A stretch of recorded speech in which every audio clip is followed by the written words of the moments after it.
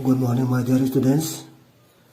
Angangja mamangi sargi class ta taruk subalatam thabaki mamal khangba hairiba paraje ta paugre hairiba parajgi page number 34 amadi page number 35 page number 35 pok to haugre ngasi sargi channel sigi makha sa thara poina page number 36 ta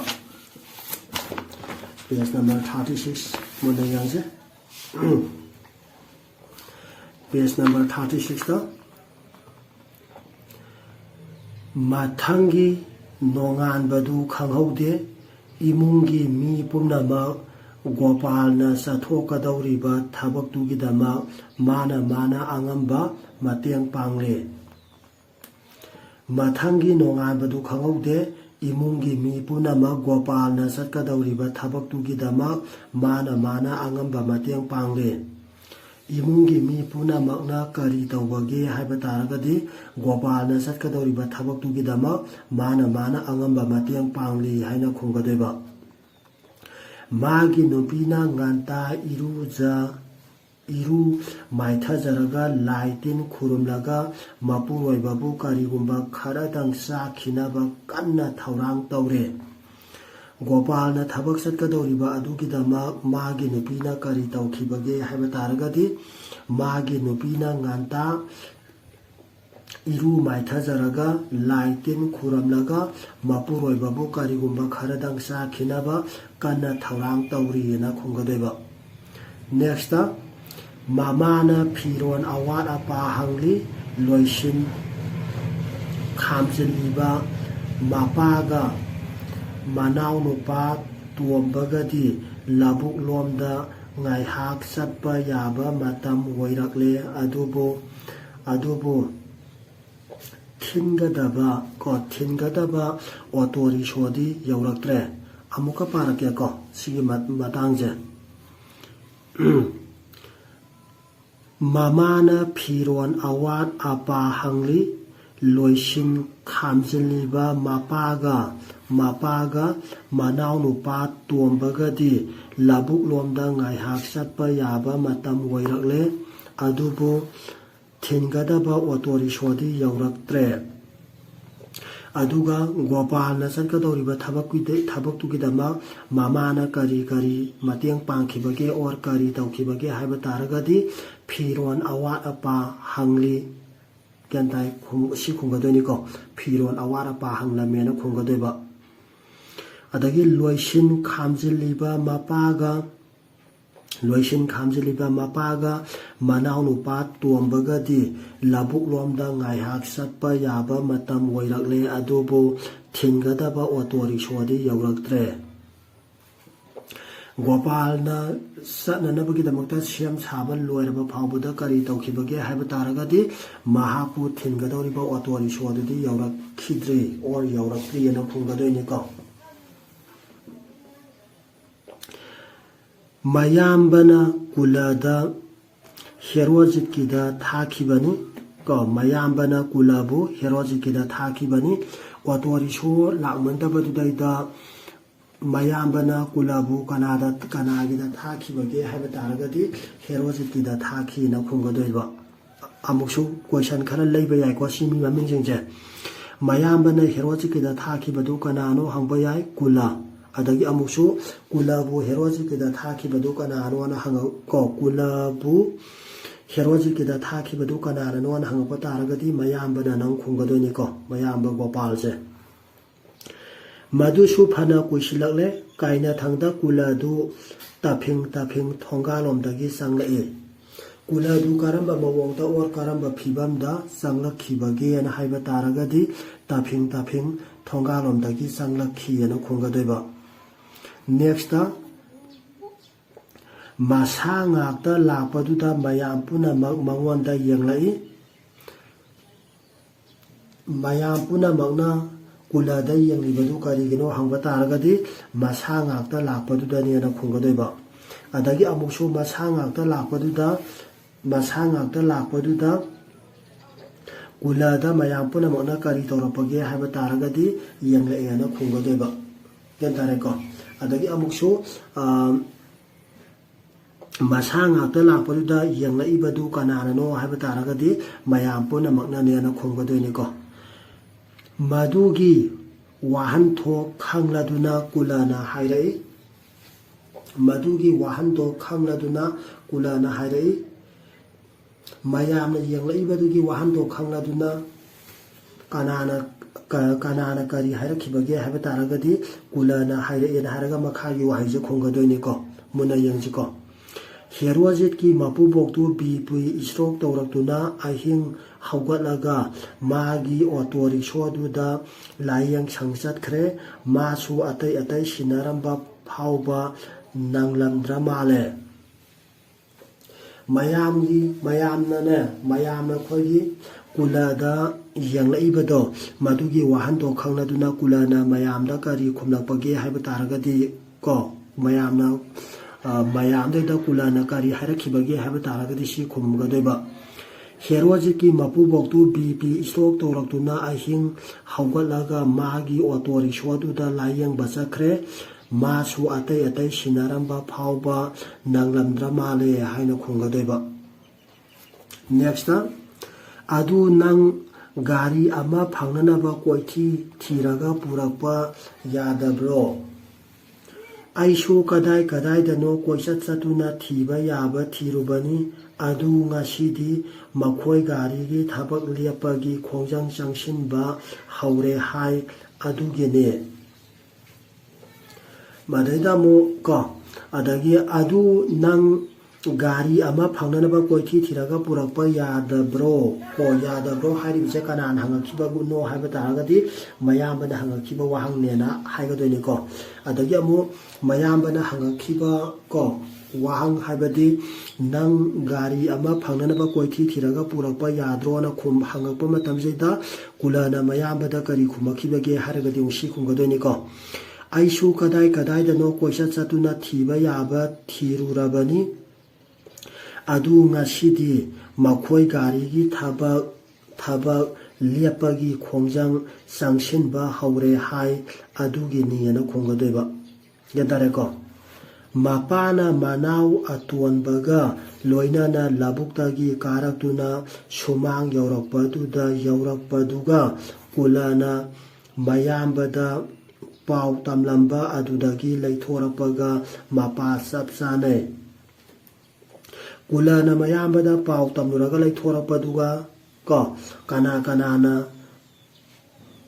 ꯃꯌꯨꯝꯗ ꯍꯜꯂꯛꯄꯒ ꯃꯄꯥ ꯆꯞ ꯆꯥꯅꯕꯒꯦ ꯍꯥꯏꯕ ꯇꯥꯔꯒꯗꯤ ꯃꯄꯥꯒ ꯃꯅꯥꯎ ꯑꯇꯣꯝꯕꯒ ꯂꯣꯏꯅꯅ ꯂꯧꯕꯨꯛꯇꯒꯤ ꯀꯥꯔꯛꯇꯨꯅ ꯁꯨꯃꯥꯡ ꯌꯧꯔꯛꯄꯗꯨꯒ ꯃꯄꯥ ꯆꯞ ꯆꯥꯅꯩꯅ ꯈꯨꯝꯒꯗꯣꯏꯅꯤꯀꯣ ꯒ꯭ꯌꯥꯟ ꯇꯥꯔꯦꯀꯣ ꯑꯗꯒꯤ ꯑꯃꯨꯛꯁꯨ ꯃꯄꯥꯅ ꯃꯅꯥꯎ ꯑꯇꯣꯟꯕꯒ ꯂꯣꯏꯅꯅ ꯂꯧꯕꯨꯛꯇꯒꯤ ꯀꯥꯔꯛꯇꯨꯅ ꯁꯨꯃꯥꯡ ꯌꯧꯔꯛꯄꯗꯨꯒ ꯀꯨꯂꯅ ꯃꯌꯥꯝꯕꯗ ꯄꯥꯎꯗꯝꯂꯒ ꯂꯩꯊꯣꯔꯛꯄꯗꯨꯒ ꯀꯔꯤ ꯇꯧꯈꯤꯕꯒꯦ ꯍꯥꯏꯕ ꯇꯥꯔꯒꯗꯤ ꯃꯄꯥ ꯆꯞ ꯆꯥꯅꯩꯅ ꯈꯨꯝꯒꯗꯣꯏꯕ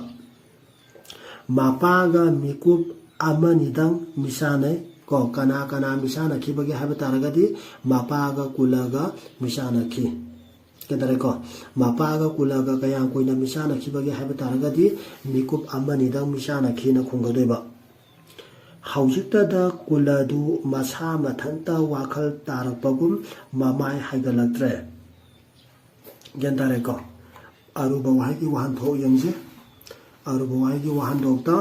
ꯂꯧꯃꯤ ꯍꯥꯏꯕꯗꯤ ꯂꯧ ꯎꯕꯒꯤ ꯊꯕꯛ ꯇꯧꯕ ꯃꯤ ꯃꯊꯪꯗ ꯂꯣꯏꯁꯪ ꯍꯥꯏꯔꯒꯅ ꯑꯣꯐꯤꯁ ꯃꯥꯏ ꯂꯩꯊꯣꯛꯄ ꯁꯪꯗꯕ ꯍꯥꯏꯔꯒꯅ ꯌꯥꯝꯅ ꯆꯤꯟꯕ ꯃꯊꯪꯗ ꯈꯨꯟꯗꯣꯟ ꯍꯥꯏꯔꯒꯅ ꯈꯨꯟꯒꯤ ꯃꯇꯣꯟꯗ ꯃꯤꯊꯥꯅꯗꯕ ꯍꯥꯏꯔꯒꯅ ꯊꯧꯑꯣꯏꯗꯕ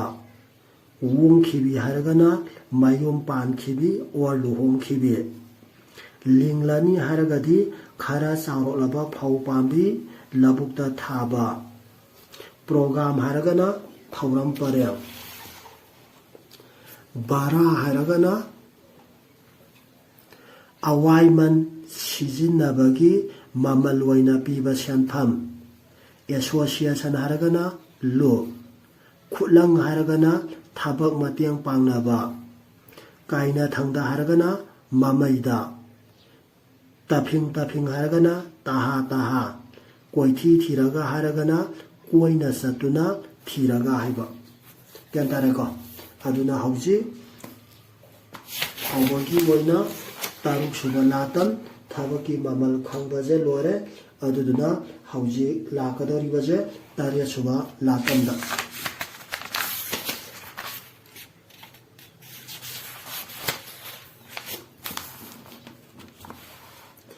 tariya suba latam nawal sing pauna phamba kumai ni ko nawal sing pauna khoige phamba kumai sigi lila je khoina khongjom de haibadi April gi tang kulum doi da ju he sahi khuding gi khoigi All India Radio Imphal na khoigi radio da sandopani ko masigi lila je aduna hantak sahi gi di loigre aduna mathangi hana taba angang shudum yawram bagani ko hana ta gi ba angang jing du ju phare aduga hana ta da ba hana khang da ba yawraga di mathangi 2022 gi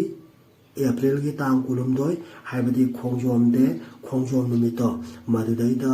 masigi lila ja taw ko lila ja ta ma tan dum yamna nungsu ngai bani aduga loina para je para pa ma tam da su yamna nungai bani ko dum yan dai ko sidi hayang khoina sigra phawbu da dum saron khudi mo ta dum lai hawraga da ban ni ne ba lila ne ba yan dai ko yang je hairiba nawun sing pauna hairiba phamba kumai je lila je masidai sanga da mioi jeng kana no haibdu yanga je ahan bada pauna sahi kun thamo gendare ko pauna sahi kun thamo subagi matam da thokiba lila ne chandrakiti sahi ni phumo ahal sahi humphu mangamo mari subada angamba sahi ni phumo aduga loina na manga subada thongsangba sahi kunga manga muk suraba hairiba mioi jingjina ba masijigi phamba kumai je haibadi masijigi lila je sanaba matamda sanga doriba sangiba mi jingje yangji ko disidum lila ni na dum laigani ko konungi wa tana pham ka ama mayaida ningthauna phamnaba phajaba phak ama phaina thai yetlom mairom da phak ani yungna thai yetlom thangba phakta ahal phami woirom gidana angamba phami makhoi ani wari sayaba ko wari sanaba gi matang da lila ni ko koina phamba lila radio da stum lila tai dana ko numi khudingi nomai jing da pung baro da atai matam dana pung 13 makhai da dum sandui na ko adumaina sanaba lila gi mawung ni ko mastai da lakadori baje yangje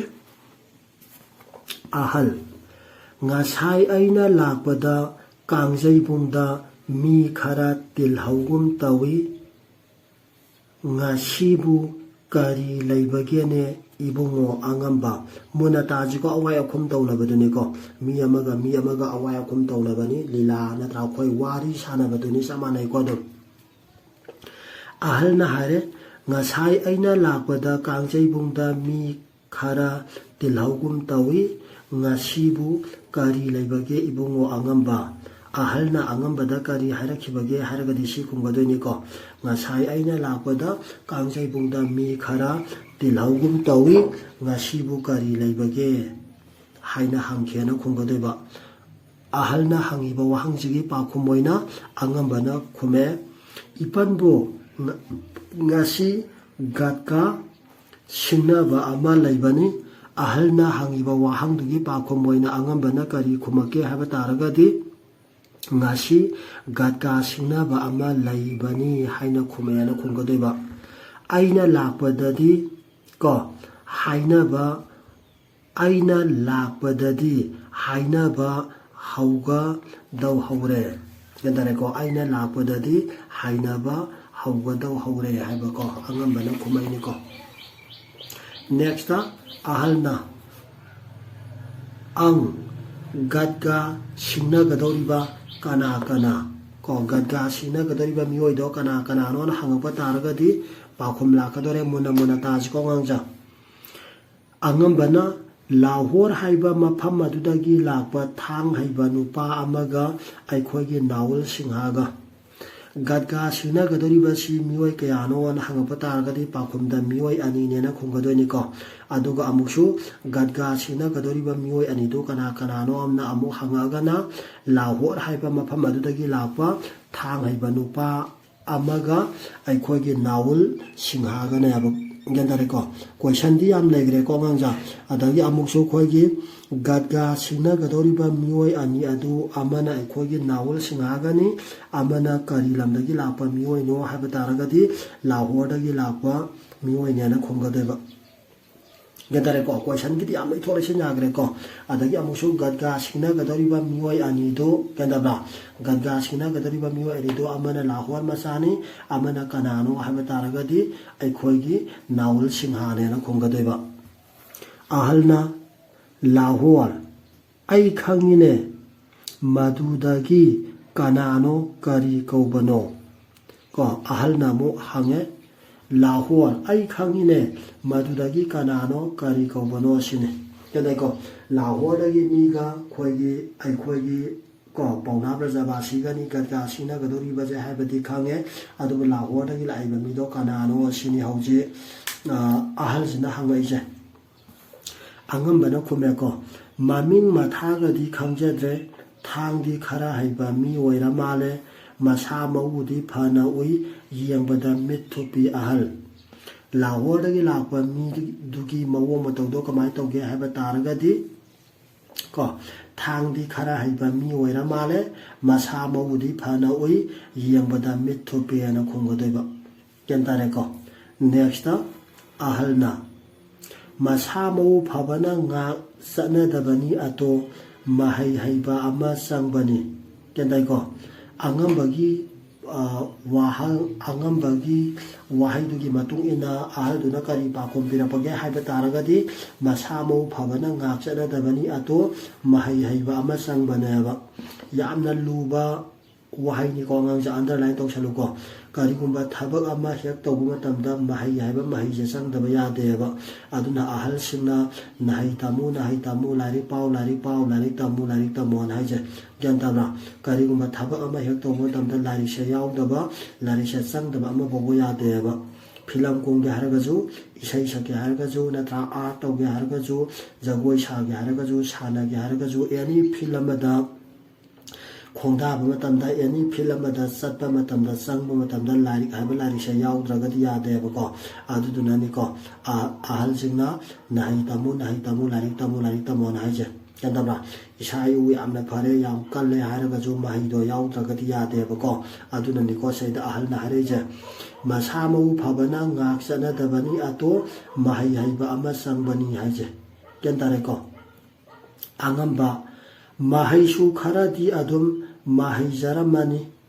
ꯅꯠꯇ꯭ꯔꯒꯗꯤ ꯂꯩꯕꯥꯛ ꯃꯊꯪ ꯂꯥꯟꯗꯨꯅ ꯂꯥꯛꯂꯒ ꯒꯠꯒꯥꯗ ꯑꯩꯒꯤ ꯂꯝꯕꯥ ꯑꯃ ꯆꯣꯡꯊꯣꯔꯛꯎ ꯍꯥꯏꯅ ꯄꯥꯛ ꯍꯦꯛ ꯁꯤꯡꯅꯕ ꯌꯥꯕ ꯅꯠꯇꯦ ꯍꯥꯏꯖꯔꯤꯕ ꯏꯄꯟꯕꯣ ꯉꯁꯥꯏꯒꯤ ꯑꯍꯜꯗꯨꯅ ꯍꯥꯏꯕ ꯋꯥꯍꯩꯗꯨꯒꯤ ꯄꯥꯎꯈꯨꯝ ꯑꯣꯏꯅ ꯑꯃꯨꯛ ꯒ꯭ꯌꯥꯟ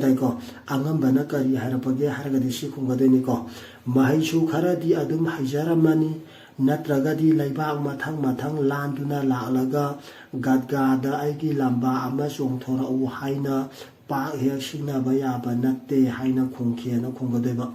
ꯒ꯭ꯌꯥꯟ ꯇꯥꯔꯦꯀꯣ ꯑꯍꯜꯅ ꯃꯈꯥ ꯇꯥꯔꯦ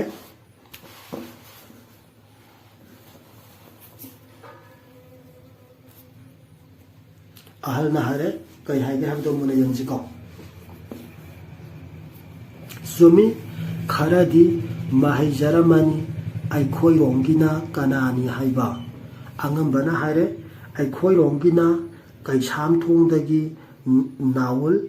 ꯄꯥꯎꯅꯝ ꯅꯥꯎꯜ ꯍꯥꯏꯕ ꯏꯄꯟ ꯑꯩꯈꯣꯏꯔꯣꯝꯒꯤꯅ ꯀꯩꯁꯥꯝꯊꯣꯡꯗꯒꯤ ꯄꯥꯎꯅꯝ ꯅꯥꯎꯜ ꯍꯥꯏꯕ ꯏꯄꯟ ꯄꯥꯎꯅꯥ ꯕ꯭ꯔꯖꯕꯥꯁꯤꯁꯦ ꯀꯔꯤ ꯂꯝꯗꯒꯤꯅꯣ ꯍꯥꯏꯕ ꯇꯥꯔꯒꯗꯤ ꯀꯩꯁꯥꯝꯊꯣꯡꯗꯒꯤꯅꯦꯅ ꯈꯨꯝꯒꯗꯣꯏꯅꯤꯀꯣ ꯒ꯭ꯌꯥꯟ ꯇꯥꯕ꯭ꯔꯥ ꯑꯍꯜꯅ ꯍꯥꯏ ꯉꯥꯏꯈꯣꯅꯦ ꯅꯪꯅ ꯍꯥꯏꯔꯤꯁꯤꯕꯨ ꯀꯩꯁꯥꯝꯊꯣꯡ ꯇꯣꯞ ꯂꯩꯔꯛꯇ ꯂꯩꯕ ꯄꯥꯎꯅꯝꯒꯤ ꯇꯨꯜꯁꯤꯔꯥꯝꯒꯤ ꯃꯆꯥꯅꯨꯄꯥ ꯕ꯭ꯔꯖꯕꯥꯁꯤ ꯅꯠꯇꯕ꯭ꯔꯥꯅꯦ ꯒ꯭ꯌꯥꯟ ꯄꯥꯎꯅꯥ ꯕ꯭ꯔꯖꯕꯥꯁꯤꯁꯦ ꯀꯗꯥꯏꯗꯒꯤꯅꯣ ꯍꯥꯏꯕ ꯇꯥꯔꯒꯗꯤ ꯀꯩꯁꯥꯝꯊꯣꯡ ꯇꯣꯞ ꯂꯩꯔꯛꯇꯒꯤꯅꯦꯅ ꯈꯨꯝꯒꯗꯣꯏꯅꯤꯀꯣ ꯑꯗꯨꯒ ꯄꯥꯎꯅꯥ ꯕ꯭ꯔꯖꯕꯥꯁꯤꯒꯤ ꯄꯥꯎꯅꯥ ꯕ꯭ꯔꯖꯕꯥꯁꯤꯁꯦ ꯀꯅꯥꯒꯤ ꯃꯆꯥꯅꯨꯄꯥꯅꯣ ꯍꯥꯏꯕ ꯇꯥꯔꯒꯗꯤ ꯀꯣ ꯄꯥꯎꯅꯝꯒꯤ ꯇꯨꯜꯁꯤꯔꯥꯝꯒꯤ ꯃꯆꯥꯅꯨꯄꯥꯅꯦꯅ ꯈꯨꯝꯒꯗꯣꯏꯕ ꯒ꯭ꯌꯥꯟ ꯇꯥꯔꯦꯀꯣ ꯀꯣꯏꯁꯟ ꯉꯥꯛꯇꯅꯤ ꯑꯗꯨꯅ ꯈꯔ ꯃꯨꯟꯅ ꯇꯥꯁꯤꯀꯣ okay ngasi gidi matang sida loisalasi mathang ki class ta mu unaraji okay all of you thanks